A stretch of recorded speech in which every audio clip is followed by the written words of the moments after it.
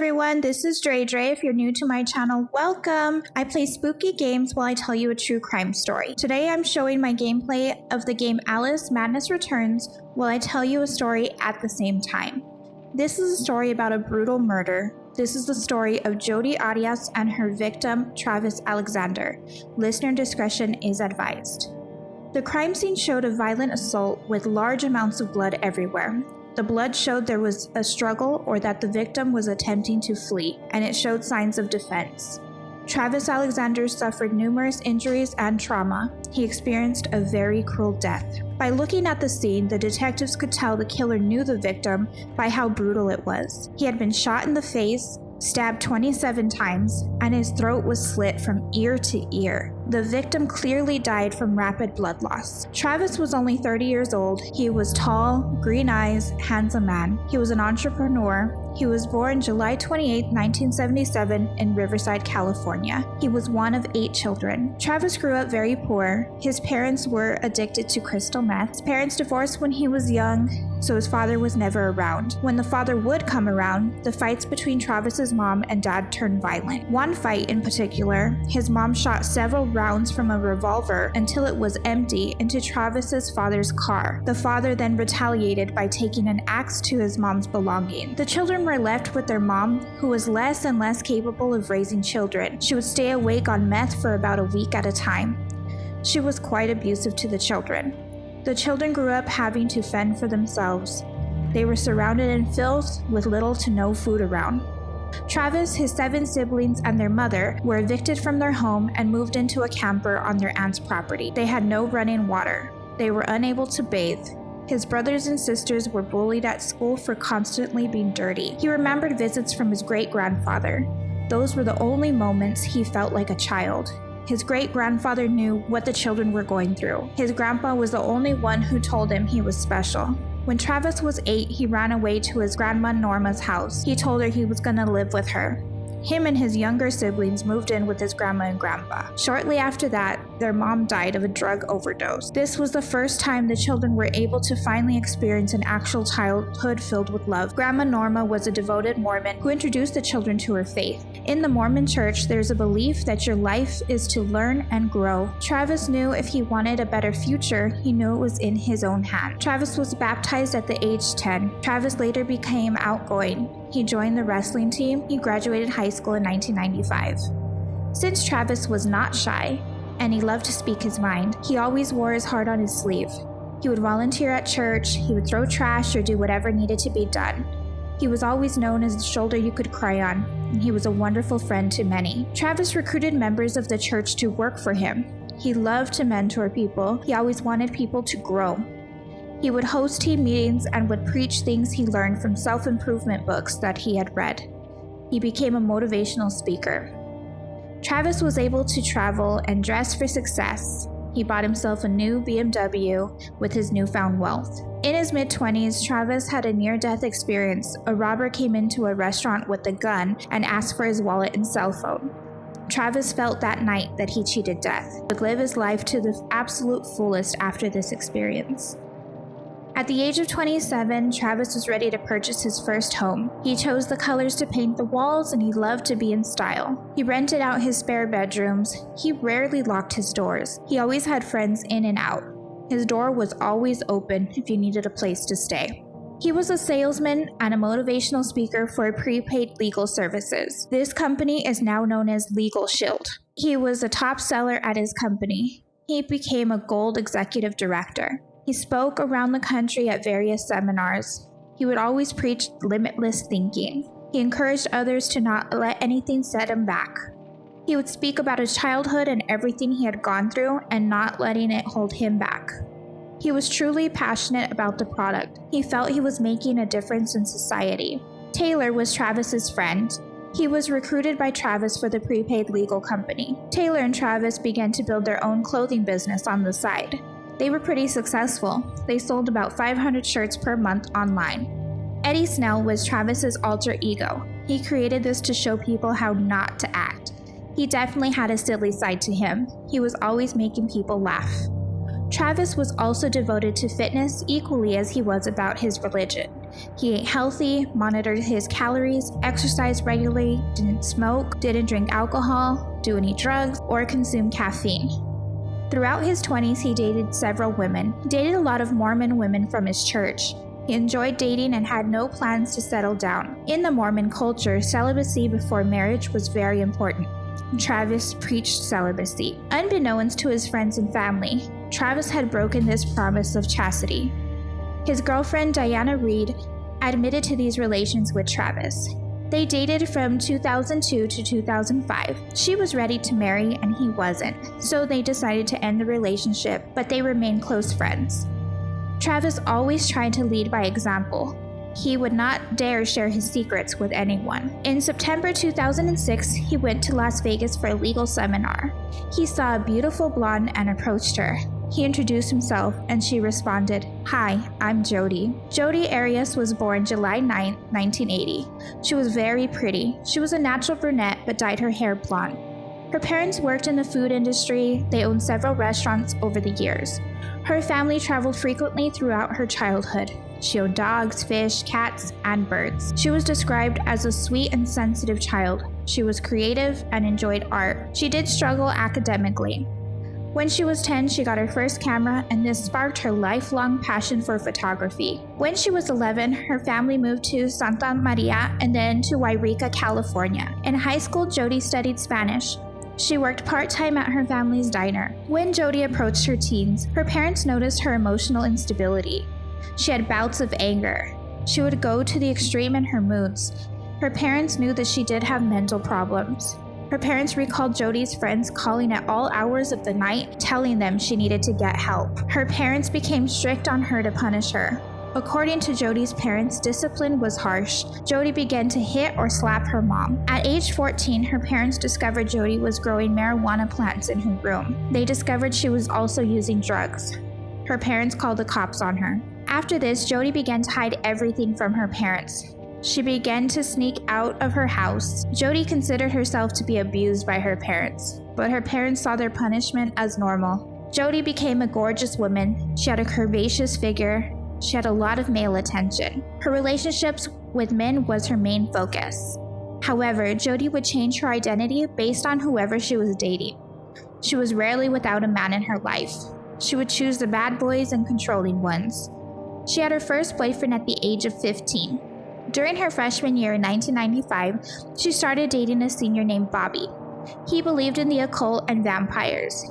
Jodi felt the relationship was too intense for the age of 15. She eventually broke up with him. In 1997, right before Jodi turned 17, she spent 3 weeks in Costa Rica as part of the foreign exchange student program.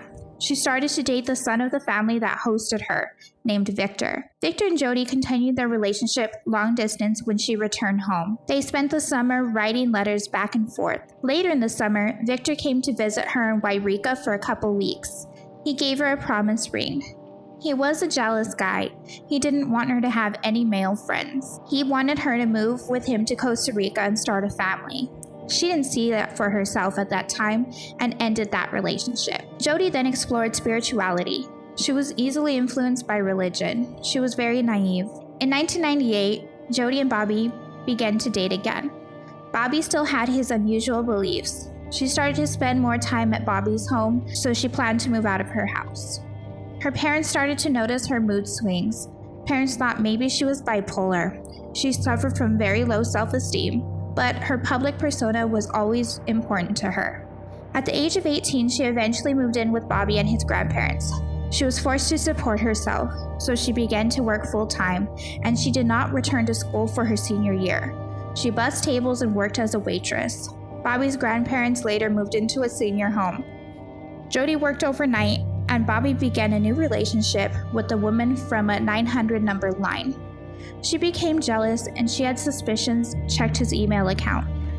She was heartbroken when she found that Bobby had real feelings for this woman. Jodi and Bobby would argue frequently and broke up over and over. In early 1999, according to Jodi, Bobby became violent. He choked her. She said he threatened to kill her family. She called 911. Bobby got the phone and explained it as a misdial. Later, Jodi moved in with her grandparents just a mile from her parents' house. Bobby eventually moved to Oregon with a roommate named Matt. Jodi became friends with Matt through Bobby.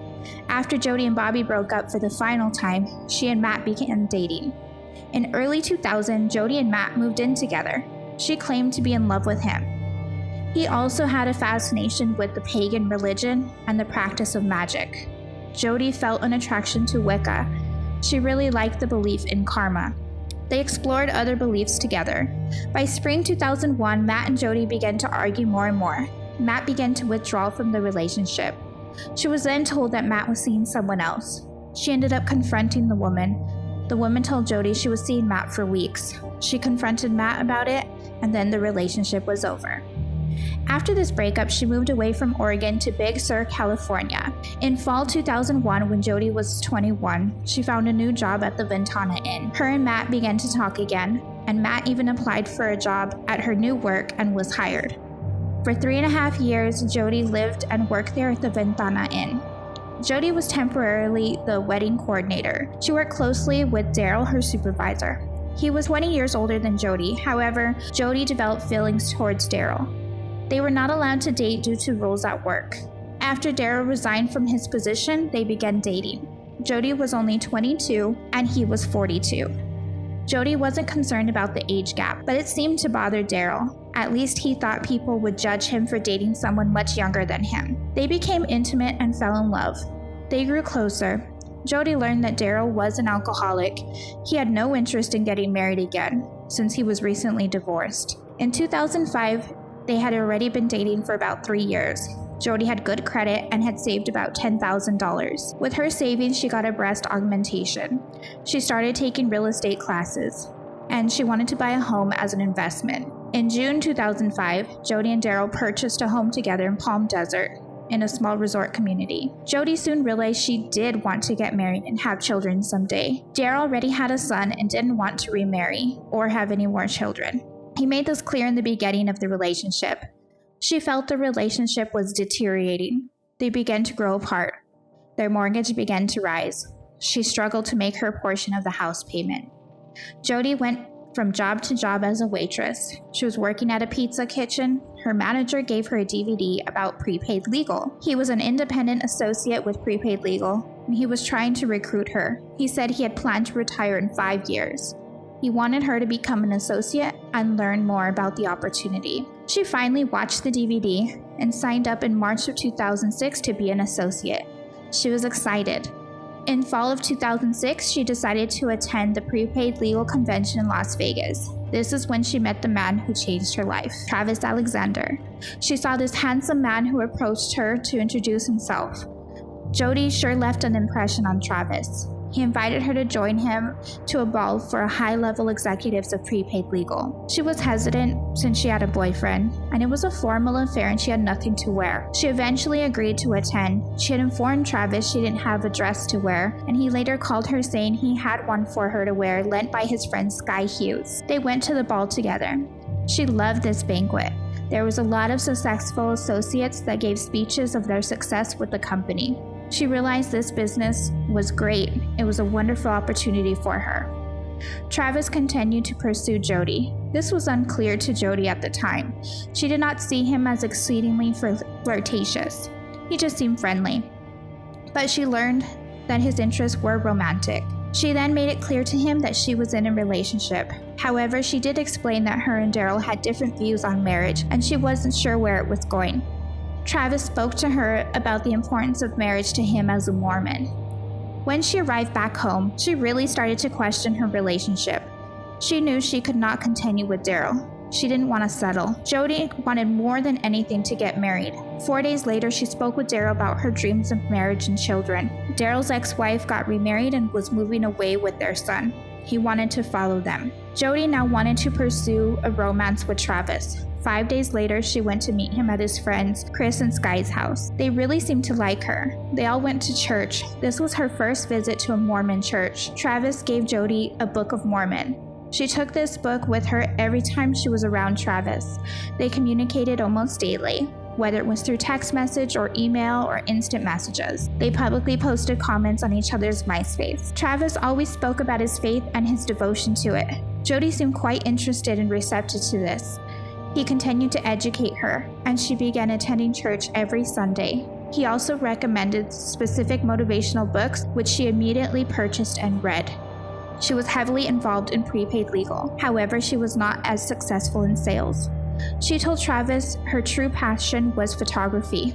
He encouraged her to pursue this. She later opened her own business in 2006, and she created a website for it. Jodi began to change her personality to mimic Travis's. She began to speak in motivational quotes as he would. Travis's friends simply assumed Jodi and Travis had so much in common. She transformed into what she thought was his ideal partner.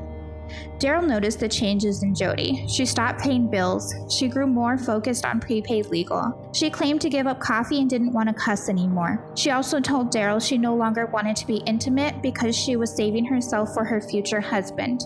Jodi began to love Travis, yet Travis seemed preoccupied. She then told Travis she was ready to convert to Mormonism. Mid-November, she asked Travis to baptize her.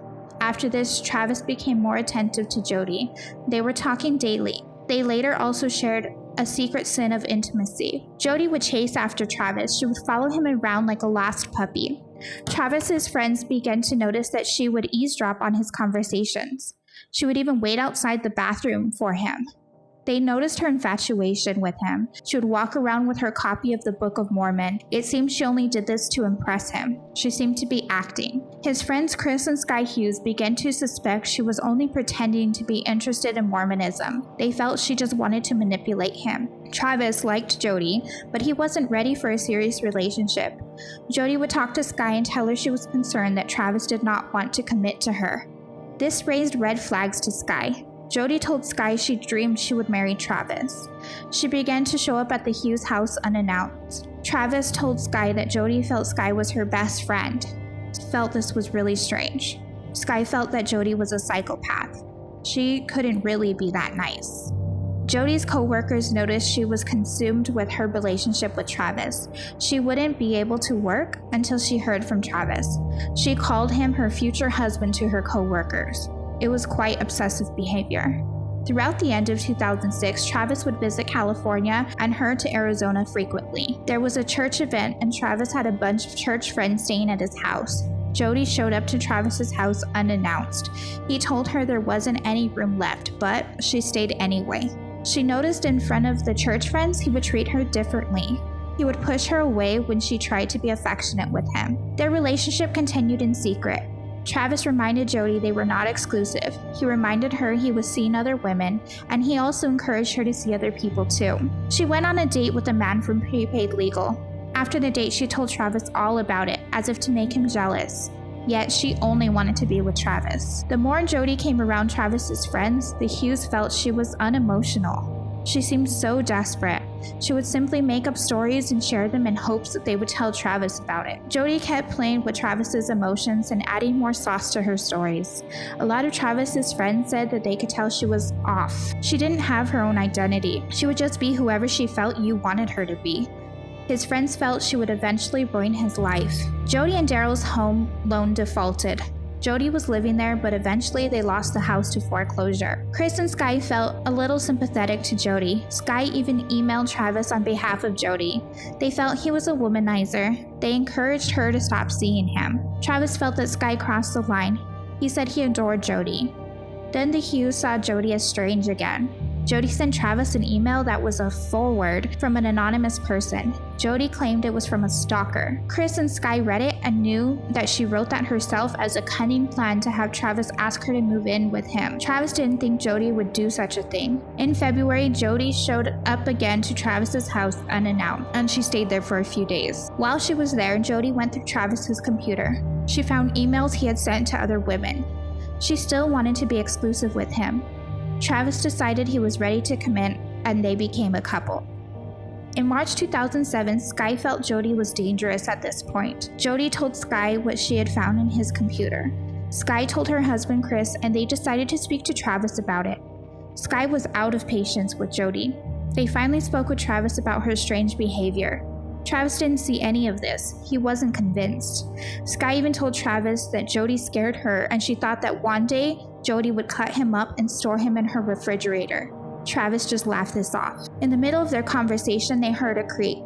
they changed the subject. They felt they were being watched, and sure enough, Jodi was around the corner listening in. They spoke with Travis to tell him that Jodi was no longer welcome in their home. They did not feel safe having her there. They were even concerned for their children. Sky spoke with Jodi directly about this also. They made it clear that Jodi wasn't allowed around their children at their house. Travis and Jodi now needed a new meeting place since they couldn't meet at the Hughes house. In March 2007, Jodi and Travis were on their way to a prepaid legal event. A country song came on the radio. Live every day as if it were your last. This really stuck with Travis. He was so inspired by this that he did just that. He went skydiving, began traveling. He was also following a book called 1,000 Places to Visit Before You Die. He wanted to visit these locations. He mentioned this to Jodi, so they started checking these trips off the list together. Jodi always took her camera with her and took several photos on all of these trips. They were openly affectionate on these trips, but in front of his friends and at prepaid events, they stayed in separate rooms and Travis kept his distance. Jodi felt like she was Travis's dirty secret. She still wanted to marry Travis and wanted to have his children. Jodi was very jealous of Travis's female friends. She was very possessive. By spring 2008, Jodi had to move out of her house. She was in debt. She spent a lot of her time in Mesa, Arizona. She would go to social gatherings for prepaid legal and with Travis's church friends. She would try to get close to all of Travis's friends, even when Travis did not attend these events. Travis knew he needed to end things with Jodi, since he didn't feel the same about Jodi as she did for him. He didn't see a future with her. He finally wanted to date with marriage in mind, and he did not consider Jodi marriage material. He wrote online that he would become known for being single. Most of Travis's Mormon friends were married and had children already. Jodi started to notice Travis was a lot more distant. In June 2007, Travis and Jodi went to visit friends. Jodi went through Travis's phone while he took a nap. She read messages between him and another woman and their plans to meet. Jodi and Travis went on a week's vacation. Jodi sent one of the girls a message, quote, "cuddle time with Jodi," then deleted it and never mentioned that to anyone. Jodi finally told Travis she saw the messages in his phone. He apologized and they both agreed that they weren't ready to be a couple, so they separated. In July 2007, Travis met Lisa. She was from his church. She was bubbly. She was only 19 years old. Travis was at church and he was collecting the trash. This is when he saw Lisa. Throughout 2007, Lisa and Travis became friends. Lisa had broken up with her boyfriend, so Travis started dating Lisa. They began to build on their new relationship. They never broke their promise to the church about celibacy. However, Travis and Jodi could not stay apart, it seemed. They weren't a couple, but they would still talk on the phone for hours at a time. Jodi was still hopeful they would get back together. After a couple of weeks, Jodi decided to move to Mesa, Arizona. According to Jodi, Travis even let her store some of her things at his house in his garage. In mid-July, Travis went with some friends on a trip. During this trip, he was messaging back and forth with Jodi. Apparently, according to Travis's friends, he was not thrilled that she was moving to Mesa, Arizona. His friends overheard Travis telling her not to move to Mesa. His friends thought it was strange that she was moving near him. They told him to be careful with her, that those were stalker-like tendencies. She relocated to Mesa, Arizona anyway. She rented a room from a stranger only 4 miles away from Travis's house. This made Travis upset how close she moved to him. Jodi started working at a few restaurants and continued to sell prepaid legal. She also registered her photography business in Arizona. To be nice and help her with money, Travis paid Jodi $200 a month for her to clean his house twice a week. Late at night, one night, Jodi snuck into Travis's house. She snuck upstairs, got undressed, and got into his bed. She started to do this almost nightly. They slept together secretly most nights of the week. She was able to keep a tight grip on Travis by using her body as something Travis seemed to be unable to resist. It was pure lust. Travis told multiple people he had no intention of marrying Jodi, but she was madly in love with him.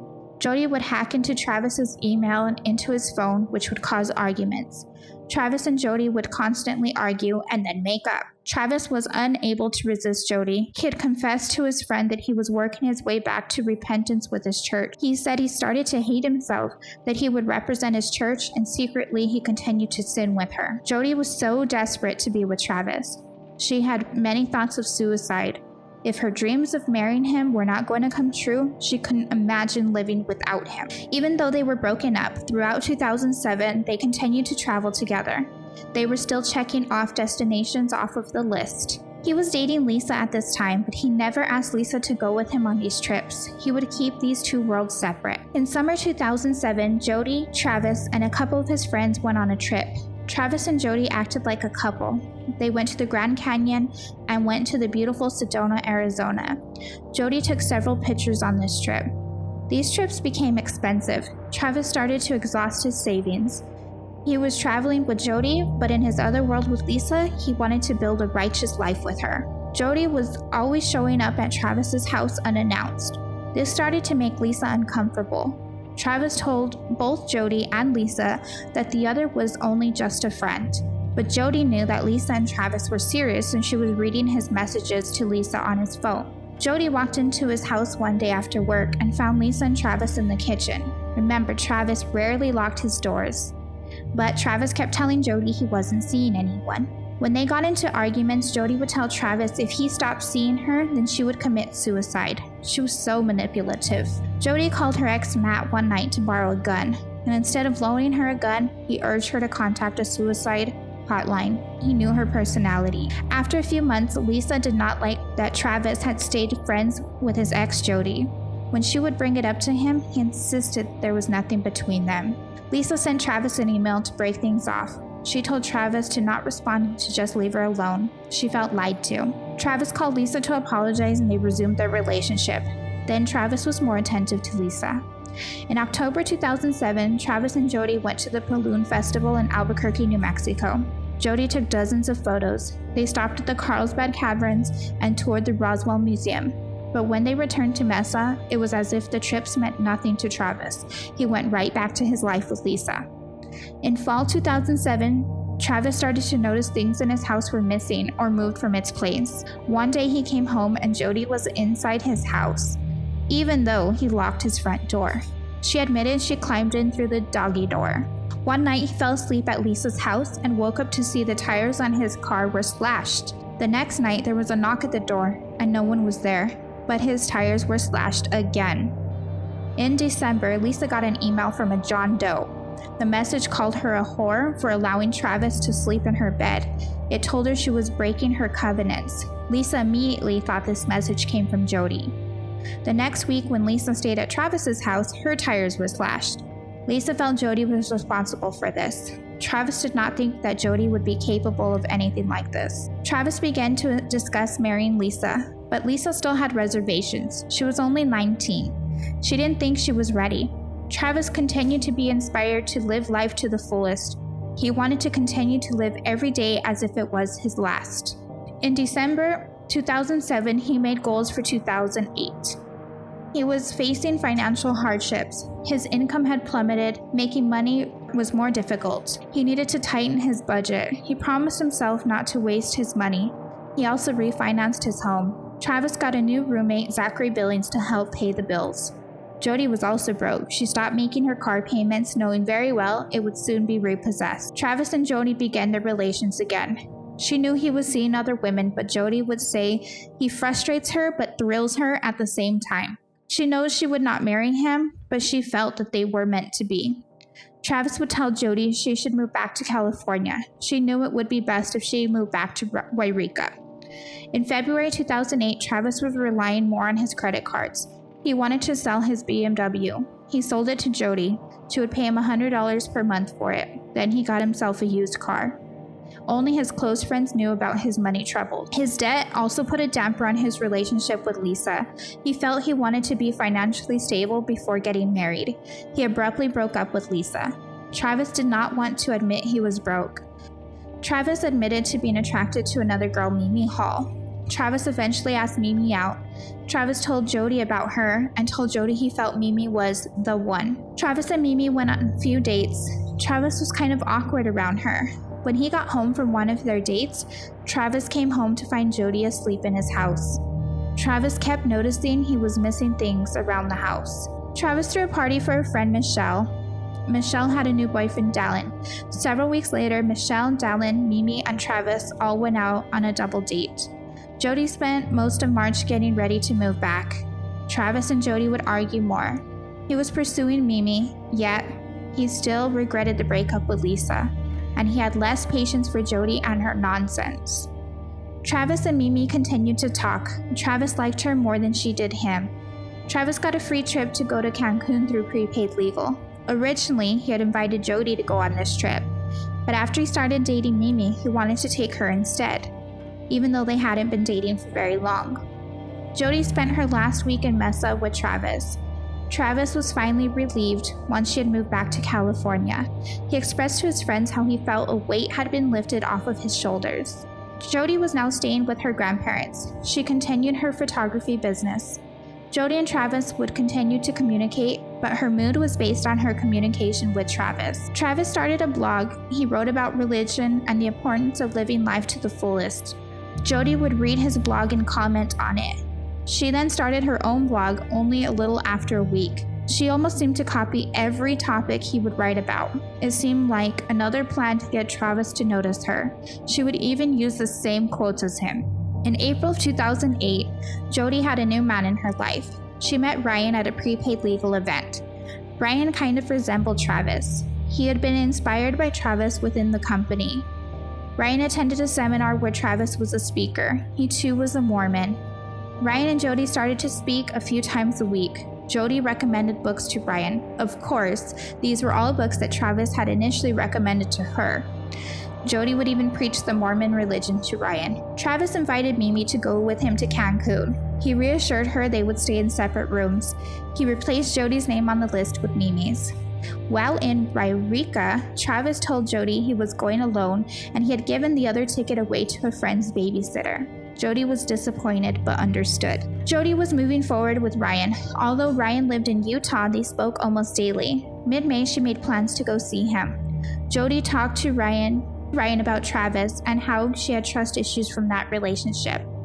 Travis and Jodi spoke on May 10th, and Jodi recorded this conversation. They were still flirty on the phone. No one knows the real reason that she recorded this. This audio would later be played in court. Travis had another roommate move in. This too would help him financially. There were now 3 of them living in the same house. Neither of the roommates had a key to the house. The front door was rarely locked, and when it was, they would simply go in by using the keypad on the garage. Mimi called and told Travis that she felt it would be best if they just remained friends.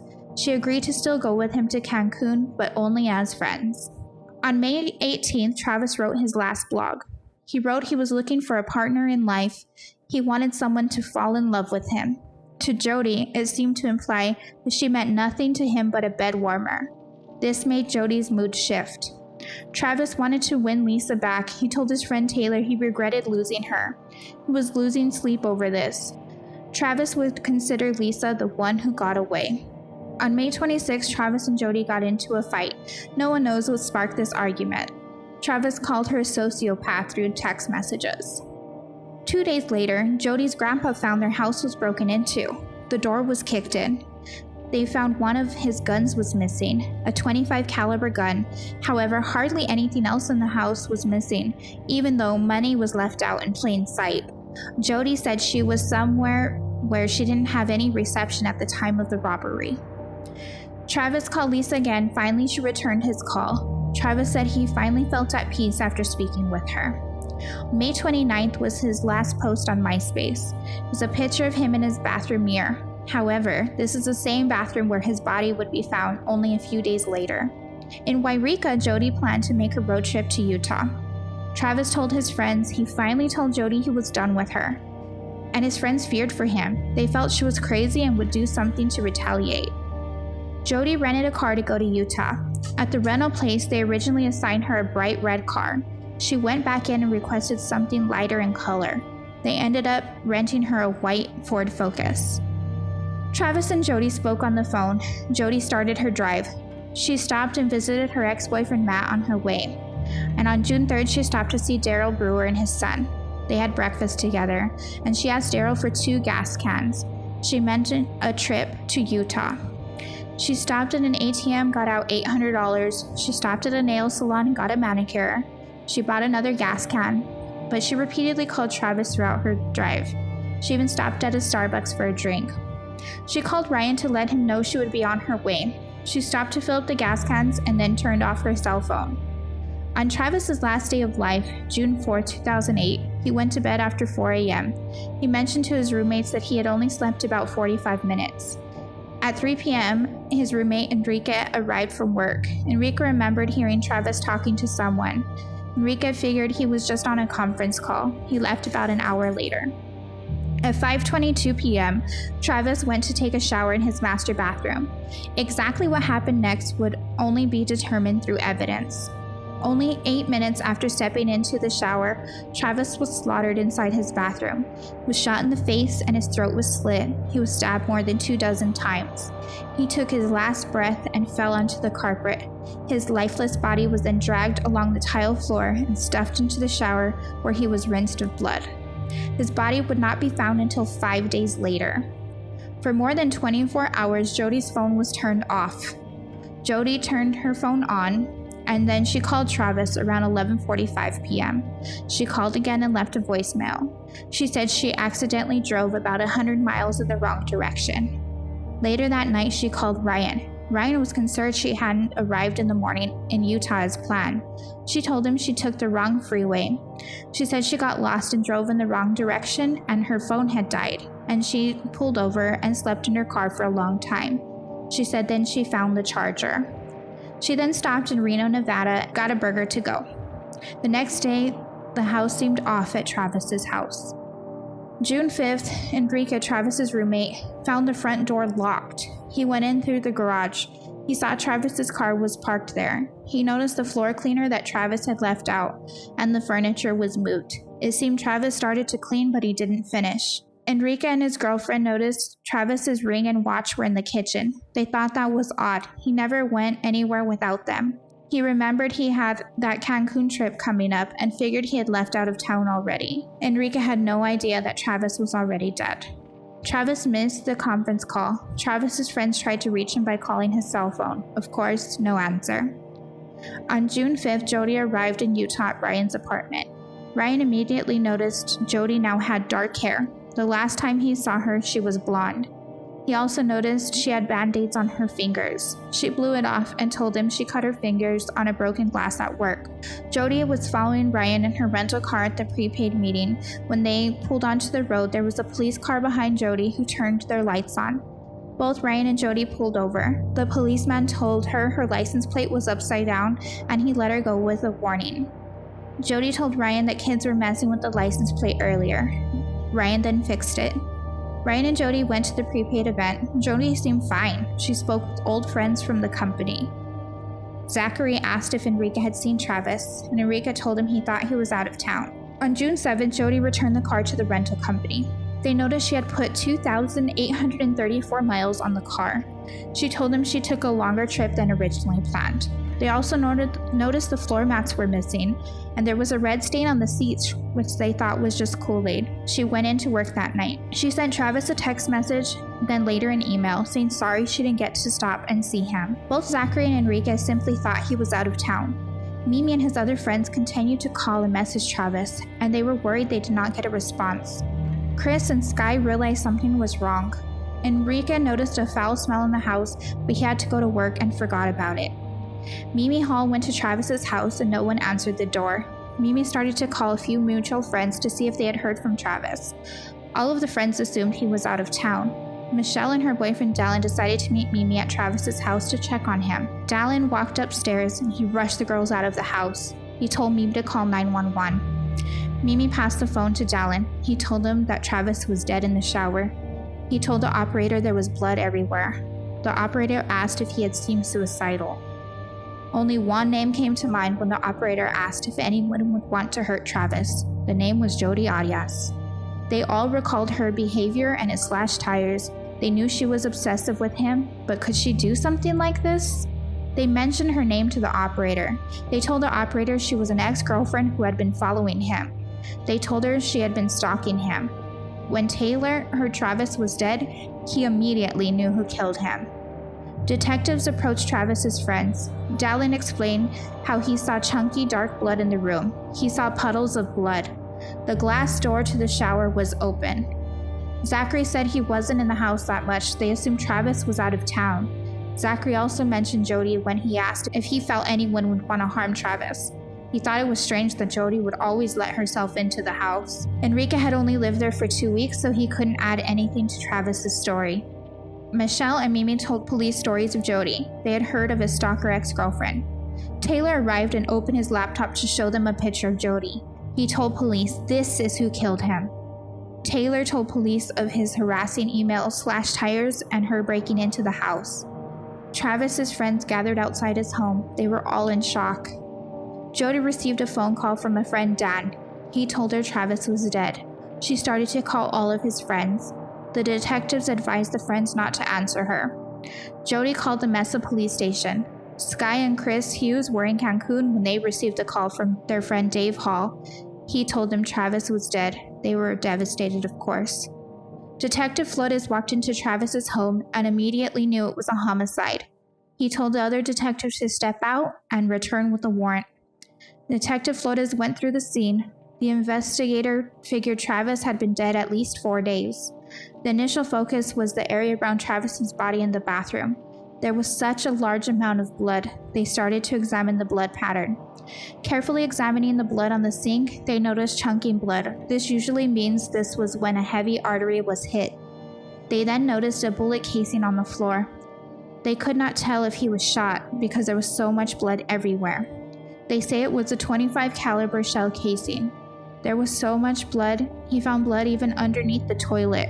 On the carpet was the largest pool of blood. This showed that Travis attempted to escape and was apparently stabbed as he struggled away. This could have been where his neck was slit.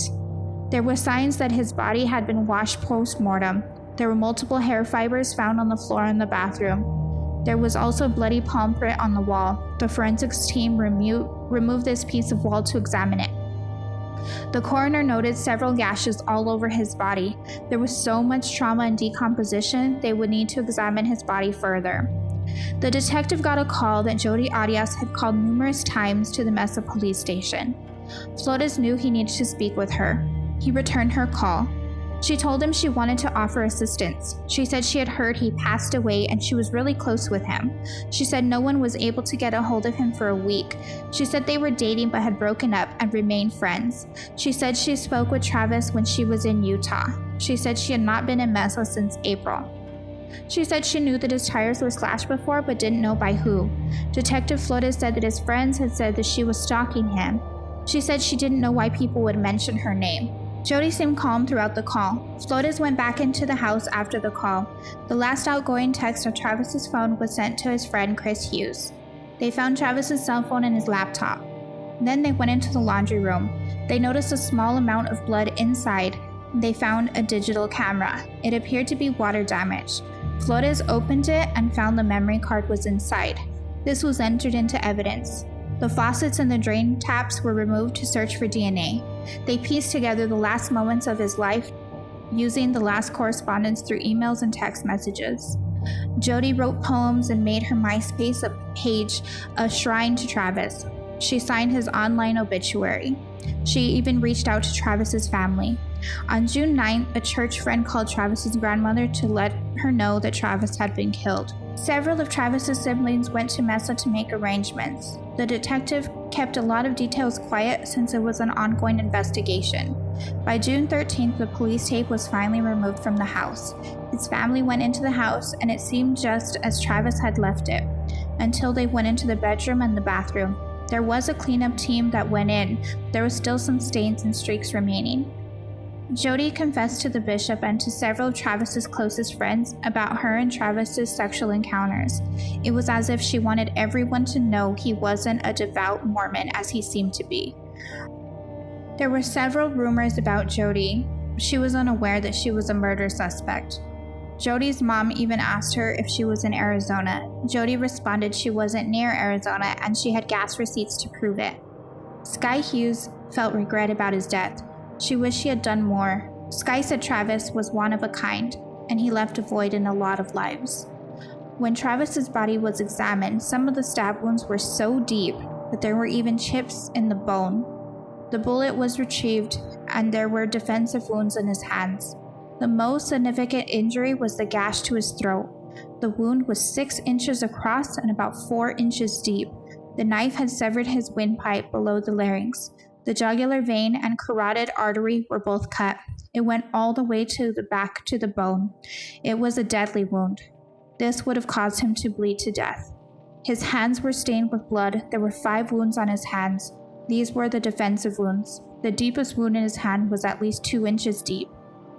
There were also signs he was dragged. The backs of his ankles were scraped. Between his shoulder blades were 9 puncture wounds. There was a small cut to the superior vena cava, the large veins to the heart. 3 of his injuries would have been fatal: the slash to the throat, the deep stab to the chest, and the bullet to the brain. He died primarily from rapid blood loss. The coroner determined his death was by homicide, and an excruciating one at that. Jodi Arias was the only name that continued to come up over and over. She was described as a stalker, completely obsessed.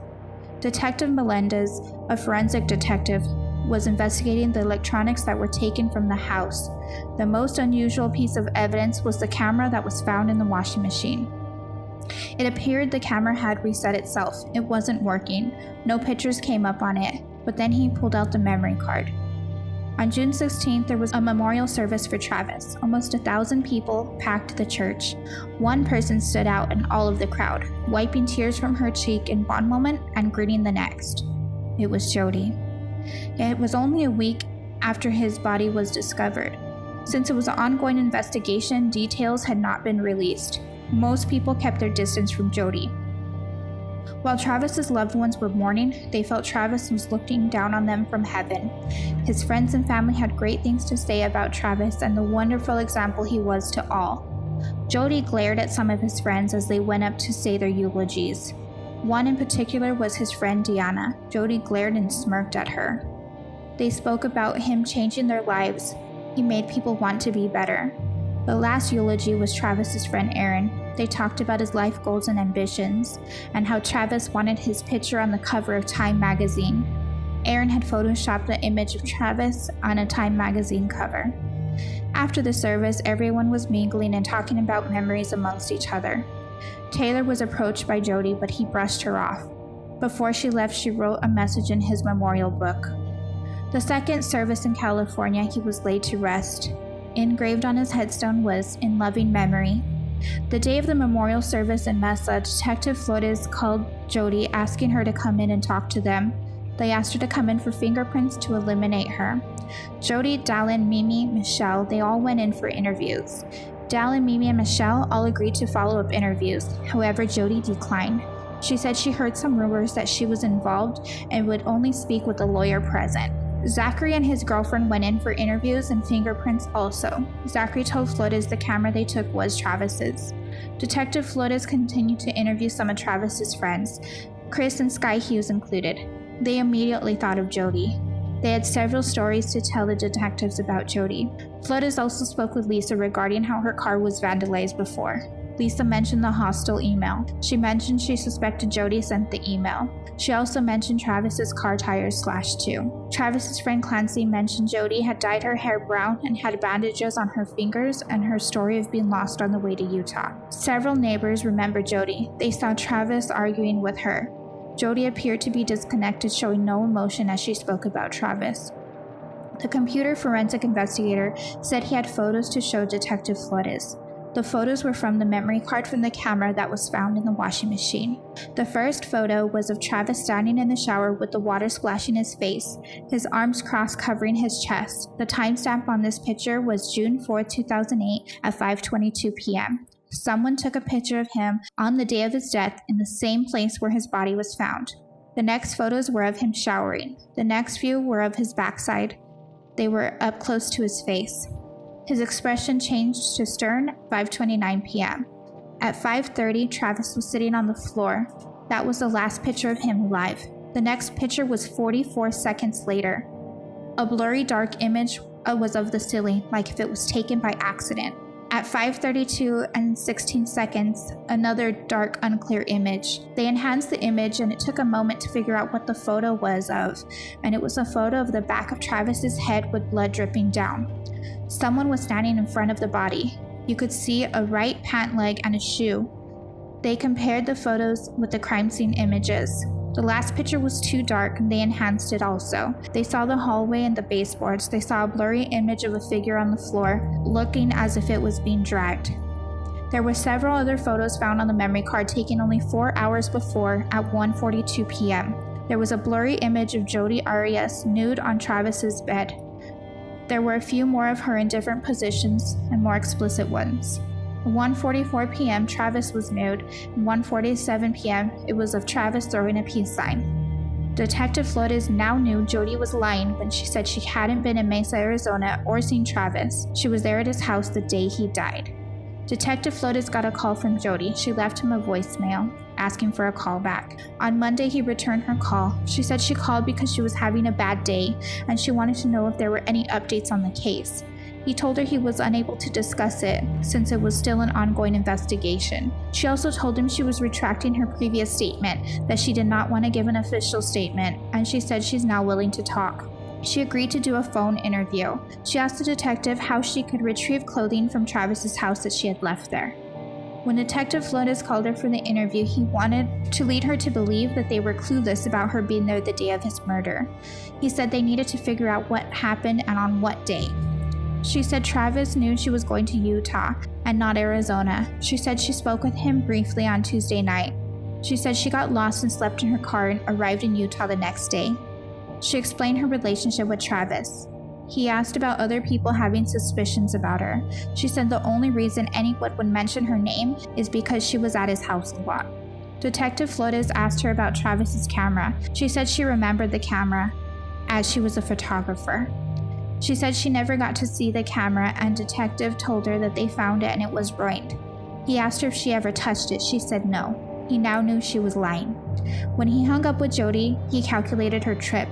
Even if she took time to rest, 10 hours to rest, it would have left time for the murder. He called Brian Burns to confirm that Jodi was to meet him in Utah. He confirmed that she was to meet him and told him that she got lost. He also mentioned to his friends were pointing the finger at Jodi, but he couldn't believe that that was even possible. The next few weeks, fear and paranoia seemed to set in with Jodi. She needed to get out of Wairika. She told her parents she would be leaving town. She told them she couldn't tell them why, but she knew she had to leave. She said she might get blamed for something, but couldn't tell them what exactly. Jodi started to pack and made arrangements to move to Monterey, California. In June, she went to rent a car, and on July 1st, she bought a 9mm handgun. Detectives got Travis and Jodi's cell phone records. They were able to approximate locations of them based off of their cell phones. Travis's last phone call was on June 4th. His phone had 23 unread messages. Jodi's phone records traced her 6-hour drive from Wairika to Los Angeles. Then her cell phone showed she was traveling south toward Monterey, then calls placed near Santa Fe Springs. For the next 27 hours, her phone was turned off. The next call was June 4th, and it showed 45 miles in North Arizona, then south of Nevada. June 5th, she was near Las Vegas, then Salt Lake City, Utah, then back to California. Her credit card showed many stops in California, then nothing for 24 hours. The next transaction was in Reno, Nevada. On June 26th, Flores received a call identifying the bloody palm print. Lo and behold, it was from Jodi. On July 3rd, they matched DNA from Travis and Jodi. They used the DNA typing on a hair strand found in blood, and it was Jodi's also. A warrant was issued for her arrest. July 14th, Jodi was packing her belongings. Detective Flores flew to California to arrest Jodi. They had a plan to take her into custody. Jodi was loading her belongings into her rented 2007 Chevy Cobalt. Meanwhile, an officer stayed outside her grandparents' house. Flores discovered new evidence, the burglary that Jodi's grandparents reported. The only item that was missing was the .25 caliber gun. This is the same caliber of the round that they found at the scene of Travis's homicide. They wanted to contact Jodi to pretend they were investigating that robbery. So they rang the doorbell and she came to the door. They then read her Miranda Rights. As they were handcuffing her, Jodi asked if she could get her purse to get her makeup. She was concerned in how she would look in her mugshot. They obviously told her that wasn't possible. Once she was in custody, 2 search warrants were executed, one at her grandparents and one at her parents'.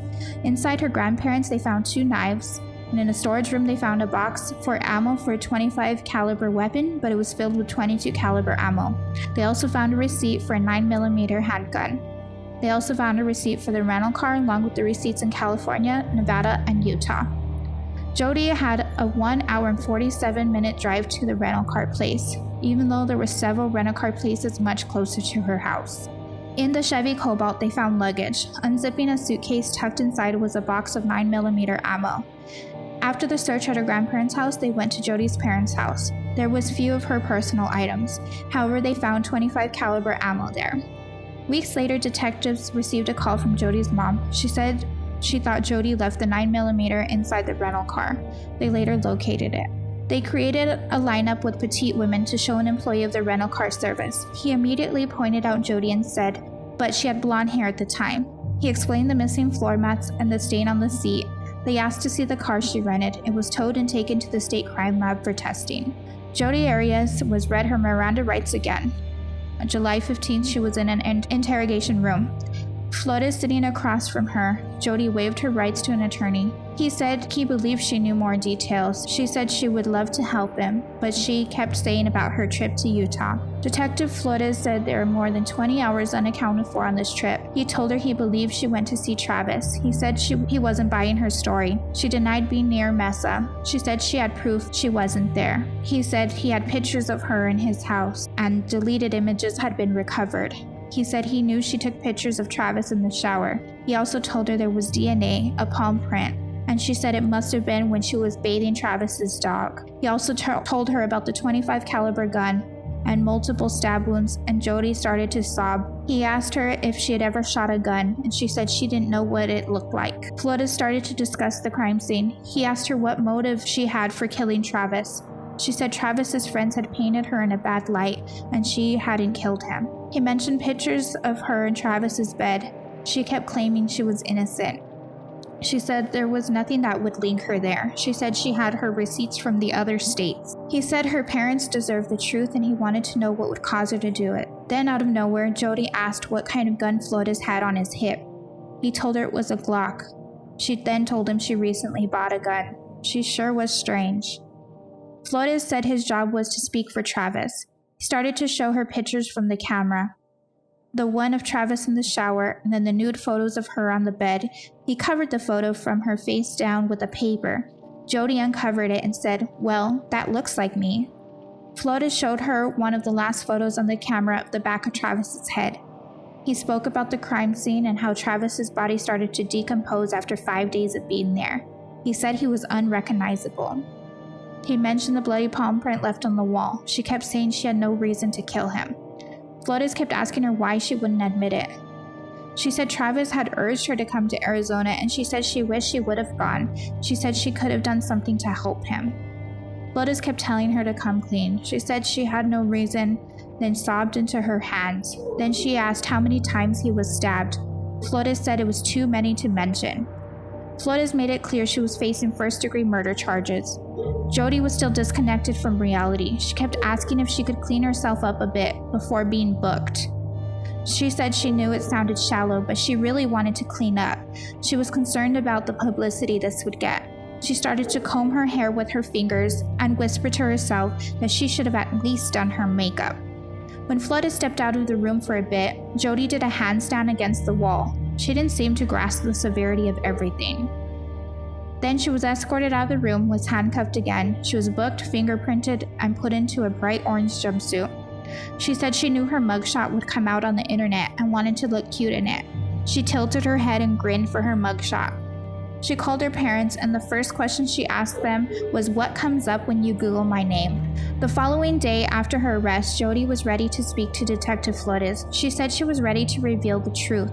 She said she would tell him everything she remembered. She said a few hours after arriving to Los Angeles, Travis urged her to come and see her. She said she decided to head towards Mesa. It was a 400-mile detour. Around 4 a.m., she arrived at his home and let herself inside. She said he was watching a YouTube video in his office, and she said she didn't encounter his roommates while she was there. She said they fell asleep in his bed. She said they woke up around 1 p.m. and the roommates were gone. She said Travis got his camera and they started to take photos of each other. She said they made an explicit video too, but they deleted it. She said they went downstairs and Travis started to clean the house. She said around 5 p.m. they went back upstairs and she asked if she could take pictures of him in the shower and he said no. She said she thought it would look cool with the water. She said he was uncomfortable. Flores asked what went wrong. She said she didn't know and she cried. He asked if she planned it. She said no. She said, "I can't." Flores told her to let the answers come out. Jodi said she directed Travis as he posed for the camera. She said then a loud bang exploded in the bathroom and a jolt knocked her to the floor. She said Travis was bleeding. She said she thought he was shot. She said there was so much blood everywhere and she saw two tall strangers wearing ski masks in the bathroom. She said one was male and one was female. She said Travis was screaming in pain. She said the man held the gun to her head and she could see Travis on the floor and the woman was holding a knife. She said she charged the woman and knocked her down and was pulling at Travis. She said the male attacker came back into the bathroom and the woman approached Jodi and the man stopped her. The man got Jodi's purse and her ID and said if anything, he would kill her family. She said Travis was still alive. The attackers left and Jodi got in her car and left. She said she didn't tell anyone since the killers threatened her family. She said she didn't want anyone to go after her family. Flores said he didn't believe her story. Jodi stayed on this story. He told her it didn't make any sense and he was hoping she was going to tell the truth. He told her it was so far-fetched and he knew she had plenty of motives. She said she didn't do this and she said if she did, she would have shot him over and over and not stabbed him. She didn't think she could stab him. Flores got up and left. Jodi stayed locked up. She was transferred to Phoenix, Arizona. Her parents were questioned by Flores also. They mentioned the suspected mental issues. Her mom was overwhelmed. She was quite emotional. Flores asked if they suspected she had anything to do with the murder. Her mom said she asked Jodi and she mentioned she had proof she wasn't in Arizona. After she got back from Utah, Jodi's mom said Jodi came back and acted like nothing. Her mom said she couldn't understand that. After their arrest, people were shocked. Jodi attended the funeral, hugged friends and family. A lot of people were angry at her. The police still did not release information. Mesa police released details later on in September. People could not believe the news. They included the nude photos. They said they felt sick. They thought he was such a devout Mormon, and it was making it seem like Travis was living a double life. Still, he did not deserve to be brutally murdered. The facts were he changed people's lives. Jodi's case was brought to court. She went through several public defenders. Jodi was arraigned on charges for first-degree murder. Her bail was set to $2 million. Jodi would remain behind bars. She was assigned with a cell with another inmate. While in jail, her reputation was her main concern. She wrote an 18-page letter to Travis's grandmother. His family was disgusted when they received the letter. She was locked up with another inmate, Donovan. Donovan took Jodi under her wing and was her protection. Jodi became a popular inmate. Later, Jodi was in an interview room. She was putting on lip gloss and powder in her face. She was holding a press conference. She said there were many sides to the story. She described how she adored Travis. She spoke about their sinful relationship. A reporter asked if she was obsessed with Travis and she said no. She addressed the charges against her and she said she had no part in Travis's murder. She mentioned her faith and she said she was grateful that she didn't commit this crime. She continued to interview with numerous reporters. Jodi finally revealed her story of the two intruders. She spoke with 48 Hours Crime Show. She went into further detail, adding more details to her story this time. In October 2008, prosecutors were seeking the death penalty for Jodi. The trial was delayed numerous times. Jodi said if she could choose, she would rather have the death penalty than to spend her life in prison. Jodi continued to maintain her innocence. Jodi made use of her time in jail. She got her GED and she wrote letters to many people. One letter was to Brian. She said she was innocent. Jodi attracted a lot of attention. She would write several pen pals. She ended up getting lots of fans. Then Jodi changed her story again. For the first time in 2 years, Jodi finally admitted she had part in the crime. She said Travis had attacked her on the day of the murder. She said she shot him in self-defense. Jodi's lawyer made a plea offer. They wanted to show that Travis was not a choir boy, but he was a sexual deviant. If this case went to trial, then it would cause pain to his friends and family. It would tarnish Travis's reputation. Jodi did not think she would get the death penalty. The trial date was coming up, August of 2011. Jodi handed 2 magazines to a guard to hand to her visitor. On the magazine was the case of Casey Anthony. Detective Martinez did not understand why she would hand someone on the outside of jail a magazine. He got a warrant for this. An hour later, he flipped through the pages. He noticed writing on the binding. It was in Jodi's handwriting, and it read, "You fucked up. What you told my attorney the next day directly contradicts what I have been saying for over a year. Get down here ASAP. See me before you talk to them." It appears Jodi was soliciting false testimonies. Her ex-boyfriend Matt was who she was reaching out to. He never testified in court. August 8th, the day before her trial, she told the judge she wanted to represent herself. The judge asked if she had any experience. Her answer was no. The judge explained the legal system was complex. Jodi said she still wanted to proceed. Her attorneys would remain as advisory counsel. The opposing attorney was a well-known attorney. Jodi then realized she was in over her head and was unable to represent herself. Jodi's defense found she was a difficult client. One attorney withdrew from the case. The other attorney also requested to withdraw, but their request was denied. A new attorney was assigned to accompany this attorney. Jodi continued to change her story. Travis's siblings rented a home in Phoenix to attend the trial daily. Jodi's mom quit her job to attend the trial. On the first day of trial, it was live streamed on dozens of websites. Attorney Martinez started off by saying they knew who committed the murder, Jodi Arias. Jodi started to sob without tears. He went on to explain how his friends found Travis's decomposing body. He explained how Jodi destroyed evidence, including the camera and the washing machine. He showed the photos in the bedroom, then of Travis in the shower, then of the accidental photo of the ceiling during the attack. He walked the jury through the crime scene as he felt it happened. He said Travis was stabbed in the heart first and then staggered over to the sink. He was repeatedly knifed. He was more likely dead at that point. He explained the defensive wounds. He fought back. He said he lay dying, then Jodi shot him in his face. If he could show that Jodi shot his dead body, then it would show that Jodi had planned this out and how cold she was. It wasn't a sudden crime of passion. He explained her actions after the murder, including her visit to Ryan in Utah. She told her story of the two intruders, then changed her story to self-defense, saying that Travis was abusive. He wanted to prove it was just a premeditated murder. Jodi's attorney started off by saying it wasn't a question if Jodi killed Travis, but more, what made her do it. On the outside, it appeared that Travis and Jodi had a great relationship. She said that was far from the truth. In reality, Jodi was Travis's dirty little secret. They said Travis used her to fulfill his desires. She described that Travis abused Jodi sexually and mentally. She said Travis would manipulate Jodi and control her. He would degrade her. They said Travis would call her a stalker to his friends, but that Travis would not let her go. They said when she moved back to California, Travis continued to pursue her. On June 4th, Travis told Jodi he would kill her.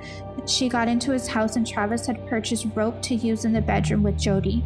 He used a knife to cut the rope. The story was that Travis wanted to take pictures of Jodi. They went to download the photos and they wouldn't download, so he became angry. Then Travis grabbed her and spun her around. Hours later, Travis urged Jodi to take photos of him in the shower. Then the next photo was of the blurry ceiling. Jodi's attorney said that's when Travis lunged at Jodi and her life was in danger. He knocked her to the ground where there was a struggle and Jodi was forced to defend herself.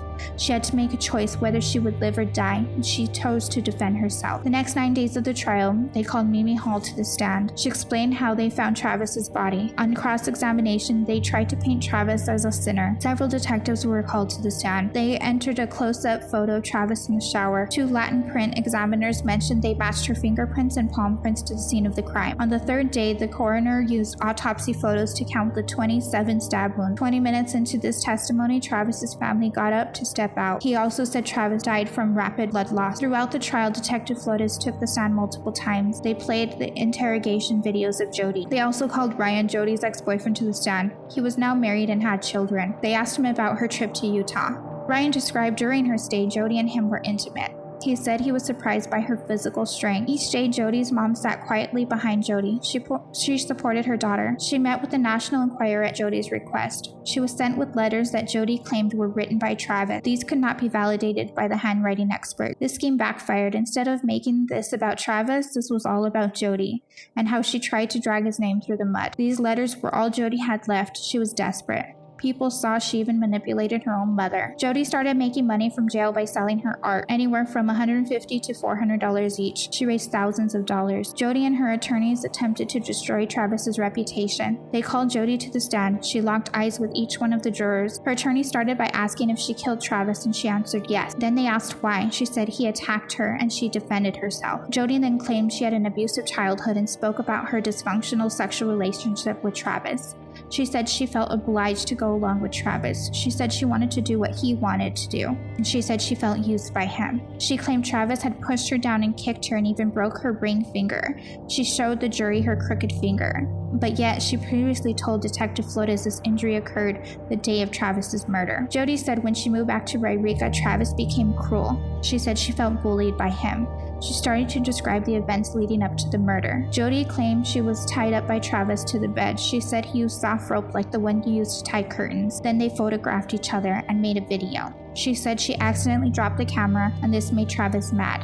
He was screaming at her, calling her names. He threw her down, and she tried to get away from him. She remembered he stored a .25 caliber gun in his closet. She grabbed it and pointed it at him.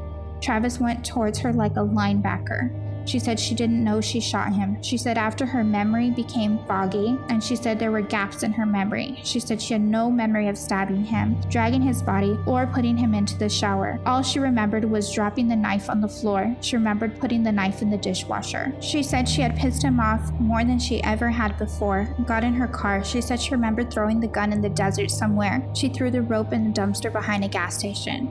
She said she washed blood off of herself, and she didn't know if Travis was dead when she left. She said she still loved Travis. She said she had turned her phone off because she couldn't find her charger. When she found it, she turned it back on. She said she felt she would be in deep trouble. She said she knew her life was over. She said she started taking steps to cover up that she was in Mesa, Arizona. She called Ryan and called Travis to leave a voicemail. She said she did her best in Utah to pretend that nothing was wrong. She admitted to being intimate with Ryan that night in Utah. When she returned to Wairika, she said she was waiting for the phone call to say Travis was dead. She said when she finally did, that's when reality hit her. She said she was hoping it hadn't happened and it was only a nightmare. She called Detective Flores to see what information they had. She said she attended his memorial service so that she wouldn't look suspicious. She said she started making up the lie of the intruders to preserve Travis and her reputation. She said she didn't want to be known as someone who was capable of what happened. She said she felt she needed to stick to her story. On the stand, she said she wished she could take it all back. Jodi would smirk at the prosecutor and correct the grammar of him. She would make remarks about the posture of the prosecutor, saying it was hard for her to focus on his questions due to his posture. Then they brought up secret messages in the magazine. The attorney had her read it aloud. He said she tried to get to life for her. Her answer simply was no. Jodi began to sob when they showed pictures of Travis's body. They asked her if she cried when she slit his throat. She said she didn't remember. They asked her if she was the one who did this. She said yes. He questioned her covering up the crime scene. Jodi's attorney questioned Jodi about the gaps in her memory, and she said she just had to piece things together. She said she had regrets. If she never signed up for prepaid legal, she wouldn't have even met Travis. The jury had a chance to ask questions directly to Jodi. There were more than 200 questions. Why did she put the camera in the washing machine? Why didn't she call 911? They asked if she killed him in self-defense, then why was she lying? Her answers to most of the questions were she wasn't sure. By the time she stepped down from the stand, the trial was well known nationwide. Jodi seemed to relish the attention. Her friend made a Twitter account on her behalf. She would tell the friend what to put online. Jodi believed her trial may result in a hung jury. They claimed she had PTSD, which caused amnesia. On cross-examination, they said this was flawed. She was still telling the story of intruders. They also brought up when Jodi was a teenager how she would hit her mother. The defense finally rested its case. Martinez had an expert testify. They found that she had irrational fear of abandonment and borderline personality disorder. After 4 months of testimony, closing arguments started. Martinez reminded the jury that Jodi was who manipulated Travis, not the other way around. They reminded them of her lies. They said she craved the media attention. She would continue to be manipulative. Martinez also spoke of a former argument where Travis mentioned Jodi was the worst thing that had ever happened to him. He said there was no doubt that that was the truth. She stole the gun from her grandparents, borrowed gas cans, then turned off her cell phone. This was premeditated murder. He showed the images of Travis's body and the close-up photo of his throat. He told the jury to not be manipulated by her too. Jodi's attorney started his closing argument. It was a plot that Jodi hatched, or was it self-defense? He said he knew that she may be unlikable, but he said a planned attack didn't make any sense. Said it wasn't a covert attack. Said it was a sad ending to a toxic relationship. Said Jodi simply snapped. She defended herself and gave into the heat of passion. He said she was guilty of manslaughter and nothing more. The jury deliberated for only 15 hours. The bailiff handed the verdict to the judge. The state of Arizona versus Jodi Arias. The jury finds the defendant to count 1, first-degree murder, guilty. Jodi was fighting back tears. Jodi granted an interview with the TV show. She said it was an unexpected verdict. She said she had hoped to get the death penalty. She did not want a life sentence. She said death would be the ultimate freedom. Because of this, they placed her on suicide watch. Her relationship with her attorneys became hostile. She felt they hadn't done enough. On May 16, Travis's siblings gave a statement, said they thought Travis was unbreakable. Why him? They knew they wouldn't get the answers. They said he was taken so barbarically, and he was their strength and motivation, and their lives would never be the same. 2 weeks later, Jodi stood calmly in front of the jury. She gave a 19-minute statement. She said she wanted to contribute in a meaningful way. She said killing Travis was the worst mistake of her life, but she said she was a victim of domestic violence. She said she could hardly believe she was capable of such violence. She wanted everyone's healing to begin and their pain to stop. Travis's memory continues to live on social media. Travis wasn't a saint, but he wasn't a deviant. He probably never realized the effect he had on people, including Jodi. Little did he know she was seething with jealousy. At some point, Jodi decided Travis had to die and start planning out his murder. I think she felt if she couldn't have him, then no one could. Jodi continued to try to paint herself as the victim, but in my opinion, she will never be anything more than a cold-blooded killer. Jodi Arias is now serving a life sentence in Goodyear, Arizona. Thank you all so much for listening. I'll catch you on the next video. If you haven't yet, please like and subscribe to my channel. See you guys next time.